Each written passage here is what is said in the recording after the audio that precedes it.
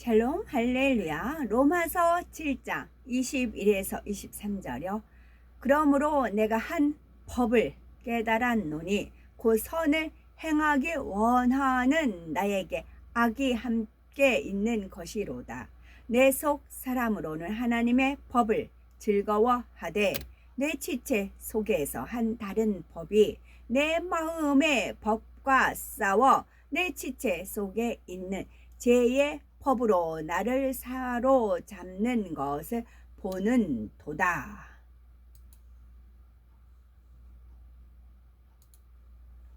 2차 영혼욕 14번째 마음의 구성 요소입니다.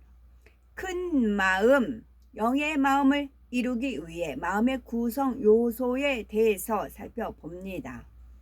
자신의 마음 안에 어떤 비진리가 있는지 알아서 그 비진리를 빼어버리고 진리로 채울 때에 마침내 온전한 영의 마음이 될 수가 있습니다. 원래 아담의 마음은 진리의 지식들만 채워진 진리의 마음이었습니다. 그런데 그가 범죄하여 영이 죽게 되자 그 안에 담긴 진리의 지식들은 점점 사라지고 비진리의 지식들로 채워졌지요. 그러나 진리의 마음도 일부는 남아 있기 때문에 사람들은 선한 것을 좋다고 생각하며 선을 추구하려고 합니다. 생명이었던 아담의 영이 죽자 아담의 마음에는 원래 아담의 근본 재료인 흙의 성질이 적용되기 시작했습니다. 흙은 그 안에 어떤 성분을 가미하느냐에 따라서 토질이 달라지는 특성이 있습니다. 맨 처음 영의 지식으로만 채워져 있던 아담의 마음이 옥토와 같이 기름지고 부드러운 본성을 갖고 있었다면 점차 독하고 악한 성분들이 첨가되어 변질된 본성을 갖게 된 것입니다. 사람이 태어나서 보고 듣고 느끼는 속에서 마음에 악이 들어오는 만큼 그 본성이 변질됩니다. 예를 들어 간사하고 교활한 성질, 비겁한 성질, 거칠고 포악한 성질, 자기 유익을 구하는 성질, 거짓되고 핑계대는 성질, 교만하고 무례한 성질, 이런 악한 성질들이 들어와서 사람의 마음밭을 점점 비진리로 변질시켜 나가는 것입니다. 이렇게 마음에 비진리가 들어오면서 만들어진 본성은 사람의 기를 통해 그 자녀와 후손들에게 전달이 됩니다. 기라는 것은 사람의 전신에서 나오는 진액의 결정체입니다. 하나님께서는 사람의 정자와 난자 안에 각 사람의 기가 담기게 하셨지요. 기 속에는 외모는 물론이고 체질이나 지능, 성격, 심지어 버릇까지 담겨 있습니다. 그러므로 기를 물려받은 자녀들은 부모를 닮게 되지요. 이때 마음의 성질, 곧 부모의 본성도 기 안에 담겨서 후손에게 전달이 됩니다. 부모의 마음밭이 옥토일 때는 자녀도 옥토의 마음을 타고나기가 쉽고 부모의 마음이 길과 밭 같은 토지를 가졌을 때는 자녀도 대체로 강팍한 것을 봅니다. 그런데 본성을 타고나는 것으로 완성되는 것이 아닙니다. 타고난 마음밭도 중요한 비중을 차지하지만 본인이 태어나고 자라면서 접하는 환경 속에서 마음의 어떤 것을 받아들였는가에 따라서 변합니다. 악한 환경 속에서 비진리를 많이 접하고 악한 것을 보고 듣고 느끼며 마음에 받아들이는 만큼 본성이 악해집니다. 반대로 선한 환경 속에서 자라면 본성의 악이 비교적 적게 심어질 수가 있지요. 이렇게 본성은 선천적으로 물려받은 바탕 위에 후천적으로 입력되는 성분들이 더해져서 사람마다 독자적으로 생겨납니다. 각 사람이 태어나면서부터 만들어진 본성 속에서 나름대로 이것이 선이다, 저것은 악이다 하는 기준을 세워놓는 것은 바로 양심입니다. 세상 사람들은 어떤 일과 선과 악을 분별할 때 양심이라는 것을 기준으로 평가합니다. 악을 행하게 되면 스스로 부끄럽게 여기므로 양심의 가책을 느낀다 말하기도 하고, 악한 사람들을 보면 저 사람은 양심도 없다라고 말하기도 하지요. 그런데 이러한 양심은 본성으로부터 나오는 것임으로써 절대적인 선의 기준이 될 수 없습니다. 본성이 사람마다 다른 것처럼 그 본성 가운데 분별하는 선과 악의 기준도 다르기 때문입니다. 가령 어떤 사람은 흉악한 범죄자가 있을 때 의분에 못 이겨서 그를 처벌해야 한다고 죽이는 경우도 있지요. 이는 분명히 살인이라는 죄임에도 불구하고 내 양심엔 옳은 일을 했다, 나는 떳떳하다 라고 주장하는 것입니다. 또 도둑질이 선이냐 악이냐 묻는다면 대부분이 악한 일이라고 답하겠지만, 어떤 일에 대해서 도둑질이냐 아니냐 물으면 각 사람의 양심이 다른 것이 드러납니다. 어떤 사람은 아무리 작은 것이라도 남의 것을 취하며 양심의 가책을 받습니다. 그러나 대부분의 사람들은 아주 사소한 물건을 주인에게 알리지 않고 사용했거나 적은 돈을 빌려 쓰고 갚지 않는 것 정도는 대수롭지 않게 여기지요.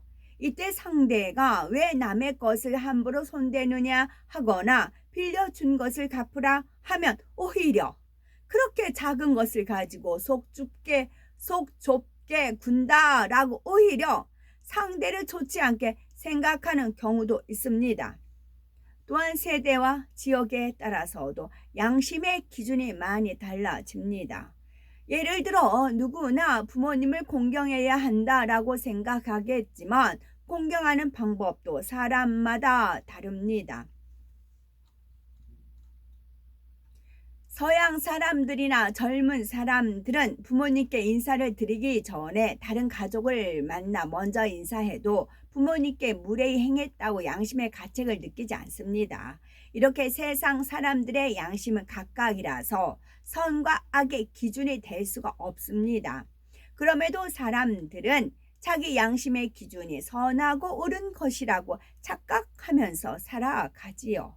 그러면 과연 우리는 어떤 기준에 맞추어야 참으로 선과 악을 구분할 수가 있는 것일까요? 참된 선의 절대적인 기준은 오직 선 자체인 진리 자체이신 하나님의 말씀에서 찾아야 합니다. 우리의 양심 또한 하나님의 말씀에 비추어서 진리로 변화시켜 나가야 하는 것입니다. 로마서 7장 21절에 선을 행하기 원하는 나에게 악이 함께 있다 했는데, 이는 사람의 마음 안에는 진리의 속성이 있는가 하면 비진리의 속성도 있다는 말씀입니다. 22에서 23절을 보면 사람의 마음을 다시 세 가지로 분류하고 있습니다. 먼저는 내 속 사람으로는 하나님의 법을 즐거워하되 했는데, 하나님의 법을 즐거워하는 속사람이란 명백한 진리의 마음, 곧 하얀 마음이지요. 다음으로 내 지체 속에서 한 다른 법이 내 마음의 법과 싸워 내 지체 속에 있는 죄의 법 아래로 나를 사로잡아 오는 것을 보는도다 했지요. 여기서 내 마음의 법이라는 것은 바로 스스로가 만들어낸 양심을 의미합니다. 그리고 내 지체 속에 있는 죄의 법이란 명백한 비진리의 마음, 곧 원수 마귀로부터 심어진 검은 마음을 말하지요. 결국 이 말씀은 사람이 진리의 마음에서는 하나님의 법을 지키고 싶지만 비진리의 마음이 양심마저도 억제하여 이기며 죄악을 행하게 한다는 뜻입니다. 그렇게 양심의 소리를 무시하고 죄악을 범해 나갈수록 점점 더 검은 마음으로 물들게 되고 양심도 무디어져서 악하게 변하는 것입니다. 그만큼 본성도 악해지며 이런 조상의 길을 물려받으니 세대가 지날수록 세상은 더욱 악해지는 것입니다. 우리가 영의 마음을 이루려면 명백한 비진리의 마음을 벗어버릴 뿐 아니라 본성 속에 있는 비진리까지 발견해서 버려야 합니다. 미움, 혈기, 시기, 질투, 판단, 정죄, 간음 등 명백한 비진리의 마음은 쉽게 구분이 되므로 신속히 빼낼 수가 있습니다. 그런데 본성 속의 비진리는 숨겨져 있어서 쉽게 발견할 수가 없습니다. 나름대로의 양심에 어긋남이 없게 행동하기 때문에 자신이 옳고 선하다고 생각되는 것이지요. 그렇다면 본성 속의 비진리는 어떻게 발견할 수가 있는 것일까요? 컵을 흔들면 물 위에 찌꺼기가 올라오는 것처럼 사람이 연단을 받아 어려움을 겪을 때에 본성 속의 비진리를 발견하게 됩니다. 어떤 사람은 혈기를 다 버린 줄 알았는데 연단 중에 마음이 고통받다 보니 순간에 혈기가 나와서 스스로 놀라는 경우가 있지요. 미움, 시기를 다 버린 줄 알았는데 형제가 사랑받고 크게 축복받는 것을 보자 온전히 기뻐하지 못하는 마음을 발견하기도 합니다. 지극히 겸비하고 무익한 종의 마음으로 하나님께만 영광 돌리는 마음이라 생각했는데 성도들의 사랑과 인정을 받게 되자 어느 순간 교만한 모습이 드러나기도 하지요. 주님을 사랑하고 100% 신뢰한다고 생각했는데 심한 고난 중에 그렇지 못한 마음을 발견하기도 합니다. 믿음이 좋고 선한 것처럼 보이는 사람에게도 때때로 하나님께서 연단을 허락하시는 것은 바로 이러한 본성 속의 비진리를 드러내기 위함입니다. 예를 들어 연단 받기 전에 욥은 어떤 악을 발견할 수가 없었는데 그가 심한 고난에 처하게 되니 하나님께 원망을 쏟아냅니다. 또한 자신을 권면하고 지적하는 친구들을 교만한 말들로 무시하고 누르려고 했지요. 의로운 욥의 본성 깊은 곳에 이러한 악한 것이 숨겨져 있었던 것입니다. 그러나 욥은 하나님께서 만나 주시고 자신에게 이러한 악이 있음을 발견하자 지체하지 않고 마음에서 벗어버릴 수가 있었습니다. 또한 다윗은 하나님의 마음에 합한 자라 인정받을 정도로 아름다운 마음과 중심을 가졌고 하나님과 백성을 지극히 사랑했지만 하나님께서 허락하시니 본성의 악이 드러납니다. 신하 우리아의 아내를 취하여 아이가 잉태되자 이를 은폐하려 나가 뜻대로 되지 않으니 결국 계계를 써서 우리아를 이방인의 손에 전사하게 만들었지요. 다윗은 자신의 죄를 깨닫자 즉각적으로 철저히 회개하였고 그로 인해 큰 연단이 왔을 때도 지극한 겸비한 모습으로 연단을 받았으며 이를 통해 이전보다 더욱 선하고 온전한 마음으로 변화되었습니다. 시편 119편 71절에 고난 당한 것이 내게 유익이라. 이로 인하여 내가 주의 율례를 배우게 되었나이다 말씀하신 대로 영적인 복이 이루어진 것입니다. 욥도 다윗도 이렇게 연단을 통해서 본성 속에 있는 비진리까지 버린 후에는 영적인 축복뿐만이 아니라 육적으로도 이전과 비할 수 없는 큰 축복을 받았습니다. 장차 천국에서 누릴 각 사람의 영광은 다릅니다. 이는 우리의 마음이 얼마나 하나님을 닮아서 온전한 영의 마음을 이루었는가에 달려 있습니다.